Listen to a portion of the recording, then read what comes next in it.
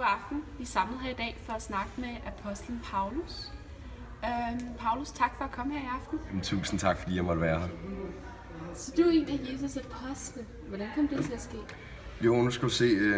Jeg sad en dag, en søndag aften, kan jeg huske, derhjemme, og jeg kunne mærke, at det var en speciel aften. Så da jeg lagde mig i seng, begyndte at sove, så blev det også en speciel aften.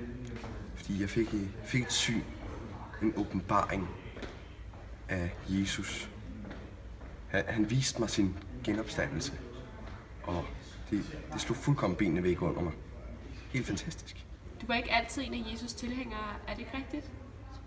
Nej, det var jeg ikke. Det er helt rigtigt. For et par år siden, der jagtede jeg faktisk på at nedlægge alle Jesus' tilhængere. Det er ikke noget, jeg er stolt af, men det er nødt til at komme frem, fordi hvis vi alle bekender vores synder, så tilgiver Gud os og også hans søn Jesus. Hvad laver du så nu? Hvad indebærer det at være en apostel? Nu tager jeg rundt i Middelhavsområdet og prøver at sprede Jesus' budskab til alle, der gider at høre. Både hedningen og kristne og ikke omskåret. Alle, der har lyst. Fordi Jesus' bud, det er jo allemands eje. Ja. Du har nogle specielle meninger omkring Jesus' budskab og Guds lov. Kan du komme lidt mere ind på det? Jo, selvfølgelig.